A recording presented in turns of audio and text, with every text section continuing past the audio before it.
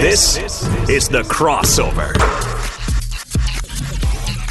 All right, one of my favorite parts of Summer League is kind of recapping everything we've seen, and I do it every year with Fran Fraschilla, except for last year when we were both, like everybody else, huddled in, hunkered down, dealing with COVID.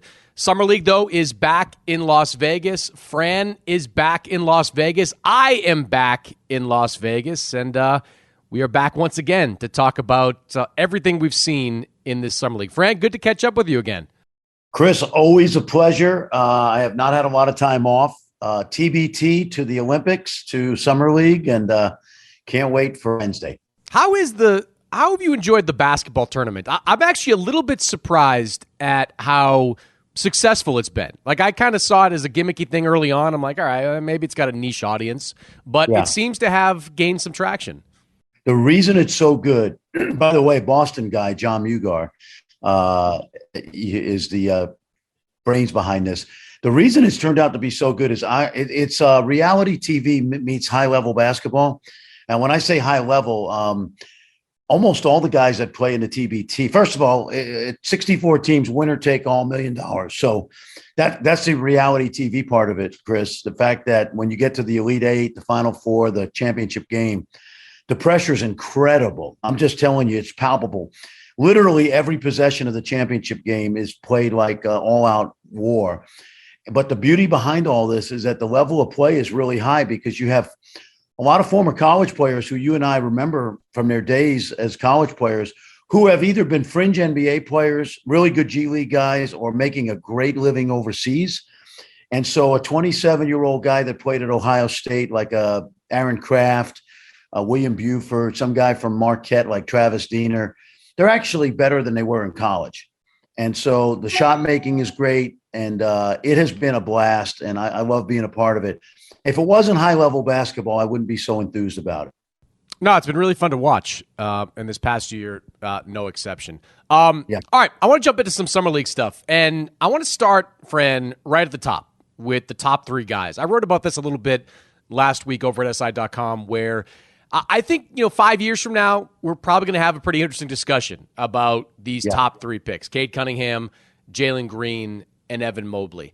In Cade Cunningham, I see a player that can't miss in a way. Like, I think he's going to be a regular rotation player no matter what. I think he has the potential to be way better than that, of course, like all-star, all-NBA, all those things. But I don't see how Cade Cunningham is not a pretty high-level starter on your team. The difference I see in Cunningham and Jalen Green is that I think Jalen Green has superstar potential. I think Jalen Green, I think he's going to be the winner of Rookie of the Year because he's going to put up some incredible numbers this year in Houston. And I think as his body fills out, when you look at the skill set and the shot-making ability and how he gets to the basket and all the things that are going to improve with him in the years to come, I think he has the highest ceiling of all three. Mobley, to me, is the biggest question mark. I look at Evan Mobley, and I see not unique talents, that's probably too strong, but rare talents in a big man. Chris Bosh-like talents in a big man. Maybe better passer than Chris Bosh was at different points in his career. But I don't see a lot of aggressiveness in him, and I wonder if that's going to cost him. Physicality, he's got to get stronger, all those things as well. But the mental toughness that I think you need to see from great players, I haven't seen that yet, either in college or at this Summer League from Evan Mobley. So give me your take on the top three guys, and I'll kind of follow up with you. I agreed on it. I agree with everything you said. Now, the thing about Cade Cunningham, and that's a guy I watched very closely because I cover the Big 12, and I know the program really well. And, of course, I also have lived in Dallas many years, and I know Cade from back then. The thing about Cade that I think you have to understand, the reason I think he was the number one pick is he was the safest pick of the guys you mentioned. Plug him in right away, high skill level. But I will say this about Cade that I think people still continue to overlook. His feel for the game and his ability to make his teammates better, I think is going to be his greatest strength in the league. I think it's incumbent upon Troy Weaver, who, by the way, has had two great drafts, in my opinion. And they have they're stockpiling some nice young players, nice pieces. I think Cade Cunningham's greatest strength, Chris, is going to be that when they put more talent around him and free agents decide that that's a destination, that he is actually going to, his ability is going to be enhanced. Incredible IQ for the game. Great passer, great in pick and roll, actually a really good off-ball defender. He just has a knack. He has an it factor. So that I love about him, which I think is his greatest strength. In Jalen Green, I couldn't agree more. We're talking Zach LaVine, Bradley Beal, Dame Lillard, 28 points a game, probably by the time he's in his second or third year in the league. And I love all that about him. I think he's a transcendent talent. The question for me is, like Zach LaVine and Bradley Beal, is that talent going to be good enough to make Houston a winning franchise? And the answer is probably no. It's going to take, draft picks. It's going to take free agents. So, and Evan Mobley, I have to tell you, I love everything about him except what you say. I worry about his lower body strength. He's been pushed around in college. He's been pushed around in summer league. And I do wonder about this motor, not a motor, because he's an amazing kid. But I do think that eventually the aggressiveness has to really take over. And at some point, is it going to be when he's 23 or 24 that he decides I have to dominate games? The jury's out on that. The talent is unquestionable, but I think the intensity level with which he plays, I think, is probably going to be a function of his physical maturity.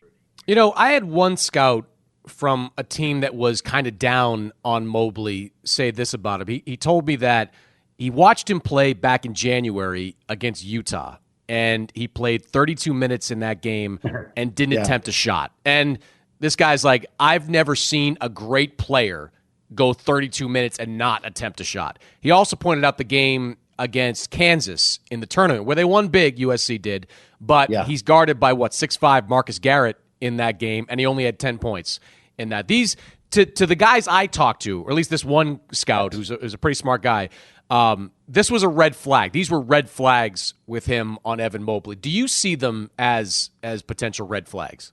I think I'd say potential red flag. I don't disagree with any of that. I also think that he played on a team this year where the other guys on the team forgot that they were playing with a top 3 pick.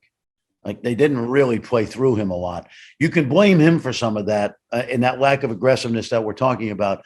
And I think you actually can blame the team. And I love Andy Enfield, and he's got a kid that was a top 3 pick. So obviously he did something right, but I don't disagree with any of that. I think the biggest question with Evan is the physical maturity going to kick in at some point when he's 21, 22, 23? And will that then spur him to say, hey, I can dominate NBA games? And I think that's going to happen, but I think it's definitely, I wouldn't call it a red flag. I would just say a question mark right now.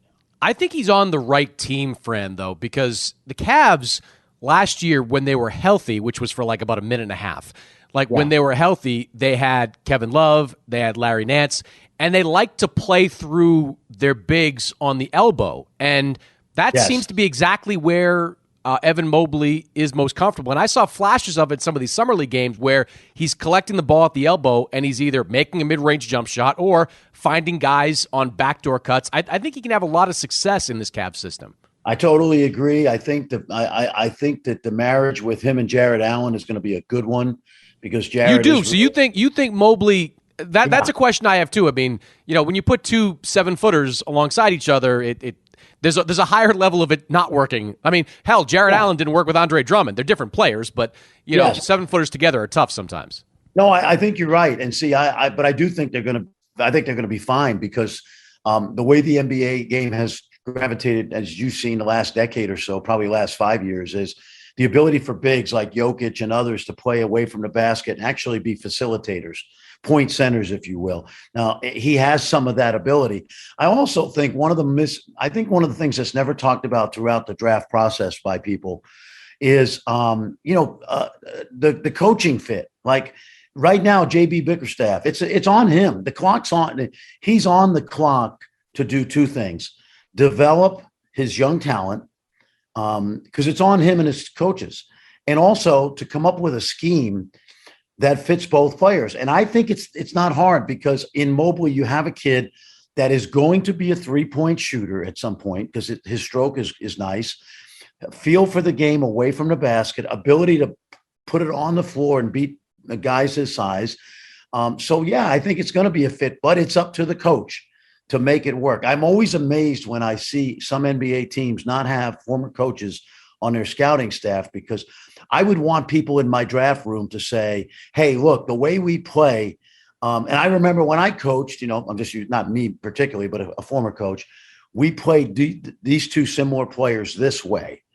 And I really think it's important for JB Bickerstaff and that staff now to figure out the best way to play them together. But the skill sets are complementary, in my opinion. What do you think of Mobley's ability to defend on the perimeter? I've heard good things about it, but in today's NBA, if you are going to play him at power forward, you're talking about a matchup against like Jaylen Brown in Boston or Tobias Harris in Philadelphia. These guys are not your typical power forwards. They're three-point shooters who play off the dribble beginning beyond the line. Well, I think I don't think it's going to be a concern, because remember, when you're talking about a kid like this kid with a 7+ wingspan, he moves his feet well enough that he can also space shoot 2 or 3 feet and go ahead and shoot it over him, because that's not going to be easy. So I think, and he's a very bright kid. He comes from an amazing family. So I don't think the defensive end is going to be a problem on the perimeter. I think early on, there's no way he can defend power guys, of which there are few. We understand that in the league right now. But I think the physical maturity from a strength standpoint is going to be the most crucial aspect of his development, but not the footwork, not the defense, not any of the offensive stuff away from the basket. He seems to get that too. I mean, look, every player that comes into the NBA, they have to get in the weight room. It's not like very rarely do you see LeBron or Dwight Howard come into the NBA where they're just so big already that they have to do it. So he gets that. I've heard him say, like, I plan to live in the weight room, but that'll be fun to watch during the year. To go back to Green for a second, that's a interesting team, Fran. Like that has like headache for Steven Silas written all over it, where you've got Jalen Green, Kevin Porter, Christian Wood, a bunch of young guys that are, looking to get numbers. I mean, Josh Christopher makes that team. It's another guy that you add to that kind of mix. I mean, I wonder if they embrace kind of a ball sharing philosophy, or do they kind of go into it with your turn, my turn mentality? No, I think that's a coaching. That's up to Steven Silas, who I love, former Brown star and St. Thomas More prep guy. But no, I love their draft. But the problem is, like, I wouldn't want them to play BYU in the NCAA tournament with the 24-year-old Mormon kids back from missions, because, if you look at all those kids, I love Josh Christopher now, because I think he was on a dysfunctional Arizona State team last year with a lot of guys that needed the ball. The thing I know about Josh and what I've seen in this summer league so far is he really believes he should have been the number 1 pick in the draft. Yeah, I mean, that's how much confidence he plays with. But I don't have any issue with those kids playing together, because they have no NBA talent right now. Essentially none. I mean, Christian Wood, obviously, and Kevin Porter, maybe 50 points in an NBA game is something not to sneeze about. But they're not going to win early because they're just too young. But as far as pieces for the future, and I hope Raphael Stone's is there. I hope Steven Silas is still there. I think they've had a terrific draft. I've always liked Şengün. Because when I talk to my friends in Turkey, and especially former players, guys like not Kelly Olynyk, but Kyle Wiltshire, for example, Ahmad Mbaye, who played at Oklahoma, who I know well, played in Turkey this year. That kid was the MVP at 18 years old in a league that is the second best domestic league in Europe right now, in my opinion, behind Spain. And there were 30 former NBA players in that league, Shane Larkin being one of them. And so that's going to translate somewhat. He still has his deficiencies, but overall, I like it as a draft for Houston. But now it's up to Steven Silas to sort out how to get these young players to learn how to be NBA players and eventually learn how to play together. So let's do Sengun now, because he was on my list I was going to get to. But since you mentioned him, one of the breakout guys, or standout guys at least, of this summer league, of AAA. He's on the trees. He made the AAA All-Star team. He did. He did. That's what this is. This is Pawtucket. And this was one of those guys, friend, that a lot of people had projected inside top 12-ish. He slips down into number 16. That pick was traded multiple times before it eventually settled in the hands of Houston. Boston originally had it. I got to tell you, someone from Boston, I'm sitting there watching Sengun play. I'm like, gee, you think the Celtics could use a 3-point shooting big man with all those skills? Like, that seemed obvious. But again, summer league statistics are meaningless. We should point that out. But He looks like he has some real NBA skill. What do you think people were missing on him early on? Well, I think a couple things. Number one, the trend of the league to go to positionless and versatility and things of that nature. But then, I know this Magic team fairly well, and I watched Nick Vucevic for 2 years become a really good NBA player. And Nick's not your classic NBA, all-star, which he's been twice now. So in Sengun, I think you just have to, again, be creative. One thing I learned about basketball, and I can't believe I'm saying this in over 40 years now, is that it's all cyclical. And we all we were playing positionless at Manhattan College, mid-major, because I had 6'4" power forwards, and so the small ball stuff. Draymond Green, small ball, positionless. No, this is part of basketball. It evolves. It's circular. It comes back in vogue. And I think kids like Sengun just have to find their place in the league because, he's a kid with a great feel for the game. He has great rebounding instincts. He can pass the ball. Eventually, he's going to be able to shoot the three. Trust me on that. It's not going to be an issue. And he's actually moved his feet a little better than people thought. So I just think you have to cut. What I think the biggest thing with international kids, Chris, that you and I have learned over the last decade is, tell me what league he's playing in and how's he playing. Because if you're doing it in Spain, like we should have figured this out. I had 8-1 and Doncic too. But what we should have figured out is the ACB is a really, really good basketball league, right below the NBA. And so when a kid is dominating in Turkey the way Sengun did, as an 18-year-old, we should have probably been a little more aware earlier. But remember now, it wasn't really till the last 2 months that he rose up the draft boards. Yeah, I think that's often, when I talk to team executives, one of the most difficult things about evaluating international players, which is looking at the league they play in. I mean, you can go back to Giannis playing they were using the second Greek league there. And I remember talking to people around draft night where it's like, he's kind of playing against guys that you see at the Y in a way. Like, he's dominating. It was high-level high school that he played in second division. Yeah, and then, maybe the same thing is true for Sengun. Like, they don't know what they're looking at with the Turkish league. But I feel like sometimes, I always say this, friend, sometimes just believe your eyes. Like, if the guy is playing at a high level in a high-level league in Turkey, maybe he's got a pretty big upside. And everything I've seen from Sengun, when I watched the first game, he outplayed Evan Mobley in that first game. This guy looks like he's got the tools to be an NBA center. You know Jonas Jerebko well. And Jonas, not a great NBA player, but a big physical kid. If he would have shot it better, he'd probably still be in the league. But I saw him in February, Sengun. It was Turkey and Sweden in a European qualifier. He mauled Jonas Jerebko. I'm talking about mauled him.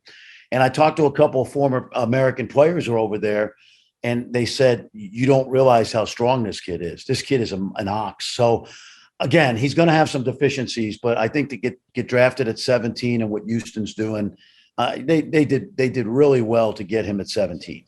No, I think right now, I would pick them as the big winner out of the draft. Jalen Green at number 2, superstar potential. Sengun could be a starter in this league, at least from what we've seen. And Garuba, we haven't seen Garuba yet because he was with the Olympic team with Spain. That's true. Another guy that could add to that roster. It's just kind of weird, Frank, because the Rockets, they don't usually draft anybody. So it's like, I know. It's a whole new regime. And believe me, they're not winning games with 19-year-olds. You and I both know that. There's prospects here at Summer League in a Rockets uniform. I'm not used to seeing that, at least not in the Daryl Morey era, rather. All right, let me go back to the top of the draft for a second. On draft night, when the Raptors are sitting there on the clock and they draft Scottie Barnes, what was your reaction? Holy mackerel, the Magic got a break. Finally, the Magic got a break. They were supposed to have a top 3 pick. They slid to 5. And I trust Masai Ujiri and Bobby Webster. They do a great job of evaluating talent. My biggest thing with Scottie Barnes, and there's so many things to like about him, including, again, with all these kids, incredible character coming into the league, USA Basketball, the whole deal. I know a number of teams who worked him out and said he just didn't make any shots. One team said that we put him in a 3-point shooting drill and he made 33 out of 100 with nobody guarding him. And I really worried about that. The other thing, Chris, that I worried about, and everybody says, listen, again, I don't want to denigrate him, but because some of the things he's done in summer league have really translated well. But the other thing is, just because you're a willing passer, which he is at 6'9", doesn't mean you're an on-time, on-target passer. And I saw even at Florida State, guys would be open in a corner and the ball would land at a guy's feet or had to jump up over his head. So I think Orlando was fortunate because I've always been a Jalen Suggs guy. High-level competitor, high-level athlete, I think a high level of skill, prototypical point guard at 6'4", and born leader. And I think that's where we're going to find out like 2 or 3 years from now, because I think you got to always give these kids 2 or 3 years. Boy, did Orlando get lucky, or was Masai right on the money again, the way he's been with other guys in the draft? And maybe because of the way they play in Toronto with OG, and maybe Siakam is still there. We don't know yet. That he's got 3, 6, 9 guys that can defend like the 2, 3, and the 4. So there's always a method to people's madness in the league with teams that I trust know what they're doing. Yeah, except for Bruno Caboclo. Correct. There you go. Bring up an old friend. I was surprised they passed too, because they had such success with the Fred VanVleet, Kyle Lowry backcourt. They knew Lowry was gone. You plug Suggs in there, he becomes the new Kyle Lowry. Some similarities, frankly, to their games. I mean, both physical, defensive players. I think Suggs probably a better athlete, especially when it comes to getting to the rim, scoring at the rim. And I've watched him, Fran, at this summer league, and he's done everything I expected him to do. And when I, exchanged messages with people in Orlando, I mean, they're practically giddy about what they have here. Like, they couldn't be more excited. They see a big future with Suggs playing alongside Markelle Fultz. They see a two-way player that's only going to get better in the areas he's slightly deficient right now, 3-point shooting, whatever the usual things rookies come in with. I mean, I'm not yet, to your point, I'm not yet seeing what Toronto clearly saw. I'm not seeing the difference between Scottie Barnes and Jalen Suggs. Right now I'm seeing Jalen Suggs as a guy that might be close to can't miss at this point, and Scottie Barnes is still something of an unknown. I would agree with that. And again, you and I both could be wrong. Yeah. But I felt that way. And again, and a little minor vested interest in Orlando because my son is there with the staff. And that's what I thought. As soon as Scottie Barnes went to Toronto, I said, wow, John Hammond, Jeff Weltman, they get all this criticism for drafting length, even though John drafted Giannis, right? But, you got Isaac back. You got Okiki's going to be okay. Mo Bamba is with the team now. RJ Hampton averaged 11 points a game in those last part of the season. I think they've got 10 guys under 23, which means they're not winning either this year. Okay. But at least with Suggs and some of the other complementary pieces, there's hope in Orlando. And, Mark Few told me last October, we've never had a kid this competitive. He goes, I've been here 21 years and as a head coach, and we've never had a kid this competitive. And I think that's going to be his calling card in the league.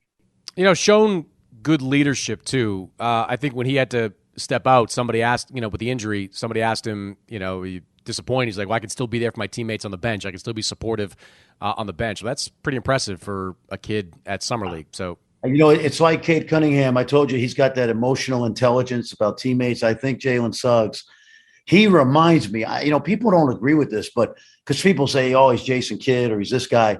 And I never mind comparisons. I never mind that, because how do you take a young player in a film room and say, like if you're John Kuminga, I'm going to show him Kawhi Leonard tape. Why not? We want you to be like Kawhi. We want you to be like Jimmy Butler. But with Jalen Suggs, he reminds me of a mid to late career Chauncey Billups. Two-way guy. He's not really a 1 or a 2. Jalen's big enough to play off the ball. He's a terrific defender, great competitor, great leader. And that's kind of where I see him going if I'm correct, if I'm on the right track. Yeah, no, I think you are. I want to talk about Boston for a second. The Celtics brought like a third of their NBA roster down here. Peyton Pritchard was down to play. Aaron Nesmith was down to play. Romeo Langford was down to play. A couple other guys as well. But I want to focus on those three because, the Celtics, I think they got really lucky in getting Dennis Schroeder at the price point that they did. Yes. He is going to help them right away. But that backcourt is still relatively thin, and where it's not, it's full of young players, specifically those three guys that I mentioned. Pritchard came down here with a really aggressive attitude. Like, he was just gunning. Like, he had a couple of games where he had double-digit three-point attempts. Nesmith struggled in the opener but came back and played really well in his second game. He is, as you've seen in college, a proven three-point shooter. I don't know what to make of Romeo Langford anymore. I mean, he's been injured his first couple of years, had flashes last season, but it's probably make or break for him with the Celtics this year. But of those three guys I just mentioned, as far as being able to help your team, like if you had to take one of them off and like make him a part of your rotation, who are you most bullish on amongst those three guys? I think Nesmith, just because he's got the size and the one, and Peyton's turned out to have a really good first year plus.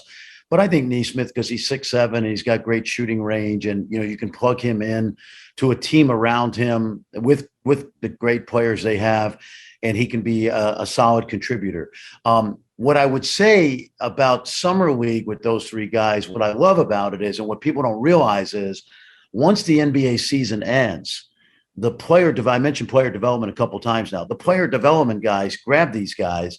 I guarantee you, not having talked to anybody, that they probably were in the gym all, the last 3 months. And now you get to Summer League and you say, like, the average fan will say, well, why is he shooting so much? Or why is this guy so aggressive? Well, because you can't be aggressive when you're playing with Jason Tatum and Jaylen Brown.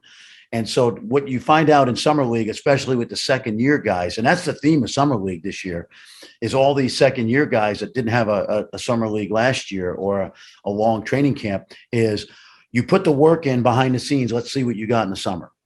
And I think that's the beauty of what the Celtics did with these three guys. But I think Nesmith, to me, probably has that most upside. And I think Peyton Pritchard's going to be in the league 10 years. He's going to be TJ McConnell. He's going to be Steve Blake. He's going to be Monte Morris. He's going to be one of those guys that you always know you can count on him when you have to play him, serious minutes. But I think Nesmith is the guy that really needs to step into a role where he's a, proven primetime NBA player someday.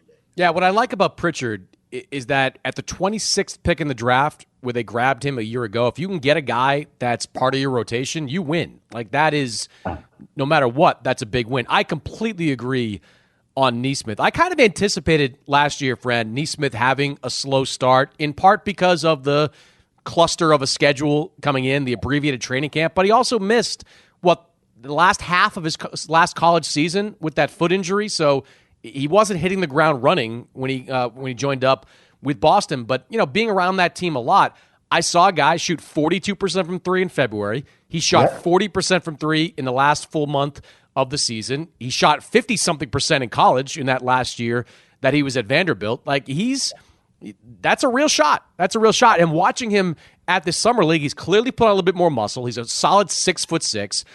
We talked about positionless, and that's true. But when you can get a guy that can float between the 2 and the 3 and do it effectively, you're going to be a player in this league. What worried me a little bit is I still don't see the defensive intensity out of Nesmith yet. And we talked about motor with Evan Mobley. Defensively, I'm still waiting to see some of that motor with Aaron Nesmith, because if you can't play, especially now for Ime Udoka, who's a defensive-minded guy, if you're not going to defend on a team where you have Marcus Smart, Josh Richardson, others that can play defense, you're going to have a problem staying on the floor. Yeah, I don't disagree. And, knowing what I know about Aaron Nesmith and his background, he's a wonderful kid, great family, Charleston, South Carolina, same high school as Chris Middleton. But again, I'm going to put it on the coaches, because there's no question he's a high character kid. It's now up to Ime and that staff to motivate him to say, look, if you want to get 26 minutes a night, you need to defend your position. So I not that I put it on coaches, but I think that's our job. That's what a coach's job is, to take a kid like Nesmith. I always laugh when people say, as with first round picks, well, he's got to get better defensively. They all do. Unless you're Davion Mitchell, and why is he getting so much attention? Well, because he's the rare guy that was a great defender in college and it carried over. But most of these guys are told not to get in foul trouble in college, and we need to keep you on the court. I used to tell guys, if like when a guy picked up a first foul for me early in the game, I said, I don't care if your man scores. We need you on the court. Like, you're going to get us 14 at the half. Just don't give up 14. And so when they get to the NBA and they're guarding the best players in the world, it's got to be not only a mindset, but you got to be taught how to play within a team structure defensively. And that's on the coaches. Yeah. Yeah, I think that's going to be a big key for Nesmith in this second year. If he can defend even at a reasonable level, his shooting is going to keep him out there on the floor. A couple of things I want to hit you on before I let you go. Jalen Johnson in Atlanta. Hawks look like they might have had something here. He's putting up some numbers at Summer League. I mean, there was this perception around Jalen Johnson. Maybe it was publicly and not internally amongst teams. I don't know that teams care all that much about a player deciding, like, I'm not going to play college basketball anymore. I'm going to focus on the NBA. I know Duke fans do. They were probably pretty pissed at Jalen Johnson last season. But, I remember talking to Jalen during the pre-draft process, and one thing he said was, people talking ish about me need to stop. Like, I'm not a bad guy. I just made a choice, and that's my decision. But it turns out Atlanta, which has been stockpiling young talent, and Travis Schlenk has been really good at identifying that young talent. Maybe they have something here in Jalen Johnson. Oh yeah. Well, I watched him close up the other night, and I mean, the one thing that stands out is, the first thing you do when you watch Jalen Johnson move up the floor 2 or 3 possessions is you say NBA player. You look at the size and the length, and then to see him do some of the things he's done here. And that's what jumps out at me is NBA player. Not like, oh, he's trying to make the league, or, hey, George Niang, my good buddy from one of the greatest players to ever come out of the Merrimack Valley. You go, oh, I hope George can work hard. Maybe he can make a team and develop. There's a lot of guys in the league like that. With this kid, you go NBA player. And so I've been impressed. And I think teams, to your point, they get such great background intel that, although I did have a scout tell me during the season they lost down at Miami. And the one thing he said to me was, boy, is that kid soft. That's probably the only knock on him. It was never athleticism, skill level, but it was, boy, he's soft. He plays soft. So, and again, because of the age of these guys, Chris, they mature at different rates. And maybe that was a wake-up call when he leaves Duke and people are crushing him on the mock drafts and the social media. And, the light came on, apparently, because it is Summer League. But Travis Schlenk, man, they've knocked it out of the park going back to Herter and obviously Trae Young and the guys they've drafted. So kudos to them. Yeah, they've got a really good young team. It looks like Johnson, maybe not this year, probably spent a lot of time in the G League this year, but could be a part of it down the line. Who's not shy at Summer League? Cam Thomas. I watched him the other night too. I hadn't seen much of him, Fran. You've obviously seen a lot more, but he's just out there gunning. He is not afraid with the ball, which maybe is kind of, he's not going to play probably for Brooklyn this year, but maybe that's the kind of guy they need coming off the bench down the line to go get you buckets. It reminds me of Taylor Horton-Tucker in this regard. I thought Taylor Horton-Tucker should have stayed in school when he got drafted by the Lakers mid-second round. But I said, because I watched him a lot with Halliburton and Mario Shayok and that group. But I said he's going to the perfect team because the kid is going to grow up quickly in that professional environment around LeBron and company. And I think for Cam Thomas, he can't be going to a better place. He's not going to play much this year unless there's a lot of injuries. But because he's going with KD and Patty Mills, who I think is the steal of the free agency this summer, and obviously Kyrie and James Harden, I think Cam Thomas is there's going to be some great one-on-one games and ish talking pre-practice with Cam Thomas going up against, Harden and KD and those guys. I think they're going to school him well. And not to mention Steve Nash and the staff they've got. Mm-hmm. A couple second rounders I want to ask you about, because this is always where do we find a potential steal. Miles McBride in New York, he's played pretty well. He seems like a Tibbs kind of guy, defensively, digs in. If you can defend, you always kind of find a home with Tom Thibodeau. What do you think about McBride? Well, I go way back on Miles McBride to my Ohio University and Ohio State days, Cincinnati Moeller High School, great football, recently great basketball. Here's the interesting thing about Miles McBride. He obviously went to the right team. You play for Bob Huggins and then you play for Tibbs. In some ways it's going to be maybe easier. But his dad, Walt, who played at Xavier, here's what I'm going to want you to think about.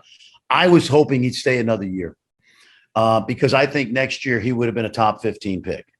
And his dad felt the same way, that he should stay another year. But Miles bet on himself, and he's obviously going to the right place. The only concern about Miles I have is there's a logjam in New York. Maybe he plays sooner than I think he plays.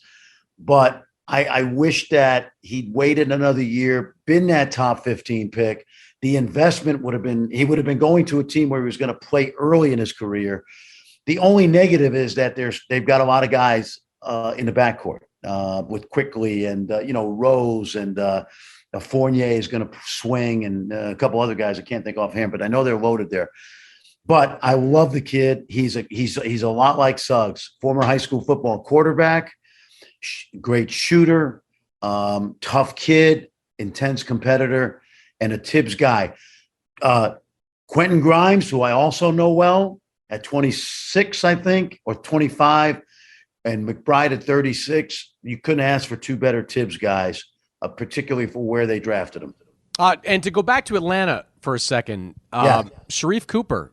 I don't think people thought he could shoot coming into this draft. He's played pretty damn well in this summer league, and I mean he was all over social media the first couple of days with his shot making, and everyone was kind of really surprised. Like, why did he slide, in your opinion? Well, he only played off the top of my head, he only played 12 games because the NCAA ruled him ineligible until like mid-January, and then when he came on the scene, he just took SEC by storm. He is a dynamic little guard. And, he's an outlier because of his size, but he's what I call, especially with that team. And again, he's going to spend time with the G League team, I believe.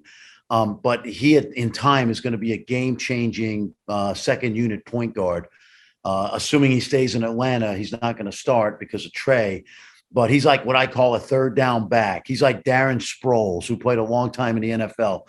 I think Sharif, because of his speed and great passing ability, I'm not sold on the shooting yet, small sample size, but I do think his dynamic speed and passing ability is a game changer as an off-the-bench guy. And to get him in the second round, I'll tell you something crazy, Chris. Had he stayed at Auburn with the team they have some first-round picks on that front line. I think Sharif Cooper would have had a chance to be National Player of the Year this year in college basketball. That's how dynamic he is, and because of the team he was playing with.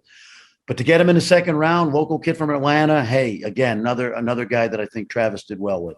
Yeah, no question. Last thing for you, back to the top of the draft for a second. I think Sam Presti is one of the best GMs, if not the best GM in the NBA, but yet Scottie Barnes at 4, we kind of go, okay, Masai, you maybe know something we don't. At 6, Josh Giddey sitting there. Haven't seen almost anything from him. Went out 5 minutes in with an ankle injury in this summer league, but that was someone that scratched, raised some eyebrows a little bit at that spot. What did you think of that pick, and what do you think of Josh? Well, first of all, I watched Jonathan Kuminga last night. We called that game, and that might end up being I wouldn't say all timer, but I think the Warriors either for I have people. I still think. Let me just jump around real quickly. Mm-hmm. I still think that the idea that Kuminga and Moody have played so well for the Warriors makes them even more valuable in a trade right now. Yeah. And it may not be both of them. It may be Wiggins and Moody or Wiggins and Kuminga. But whoever might be involved in a trade to get a veteran like a Ben Simmons might be saying, oh, my God, we can get Kuminga, at 7, as a future building block. So, again, Kuminga lasted till 7, and Sam passed on him. I like Josh Giddey. I don't love him. I like him a lot. I love Aussies. I love his toughness. I love that he was 18 playing in a man's league. And I think also the recency bias of LaMelo playing in that league helps Josh Giddey. And I think the world of Sam Presti. I don't see superstardom there. I see solid. I think the shooting has got to be more consistent. But hey, I'm going to give Sam the benefit of the doubt because he's a 6'8" point guard who's just turned 19. And he can really see the floor, and that size will help him. And I don't really have an argument unless Kuminga turns out to be Kawhi Leonard. Yeah. Two things there. One, Sam was, as most people know by now, one of the driving forces behind Tony Parker, who had a lot of the same background, an 18-year-old playing in a man's league in Paris. So that's he likes those types of guys. And with Kuminga, there was one general manager in the G League bubble back in February, and that was Sam Presti. He was there for almost the entire time. So he got a bird's eye view at Jonathan Kuminga. He saw the G League night practice. He saw them play. So if anyone is, they only played 8 or 9 games. So, but if anyone is able to assess Kuminga at the best of his ability, not to say he can't make a mistake, it's probably Sam Presti, because he saw that guy play. So those two things made me think, maybe 5 years from now, Sam did it again. He knew something we didn't. He spent 3 weeks in Australia the way he did in the bubble. See what I mean? And by the way, let's give Sam credit for Russell Westbrook, too, the number 4 pick in the draft that year, who a lot of people mocked briefly, and the rest is history. So, I love the Aussies coming off the Olympics. I love them even more, Patty Mills, and Ingles. But and really, I think for what Josh did as an 18-year-old in that league, where people were trying to come at him and beat him up and be physical with him, he did a great job. And I can't agree more about Sam, so that's why I'm probably wrong. And I mean that sincerely. Yeah. I don't watch 30 or 40 NBA games. That's why I can't ever do a mock draft, because I'd rather watch K-State play Baylor on a Tuesday night instead of the Warriors play the Trailblazers. And so, Sam certainly is far more advanced in that regard with Josh and Kuminga than I would be. I mean, you could have picked a better example, like Damian Lillard versus Steph Curry is a pretty good matchup there. That's true. That's true. No, and I do tune in, but no, I think I'm anxious to see what Oklahoma City is doing over the next 3 to 4 years. That's something that I'm going to be curious about. I mean, you could have said Magic Rockets, on Tuesday. that I could That's get on board. That's no a no-brainer. Question. But you would have watched Magic because your son is down there working for the Magic. So maybe next time we'll come up with a better example.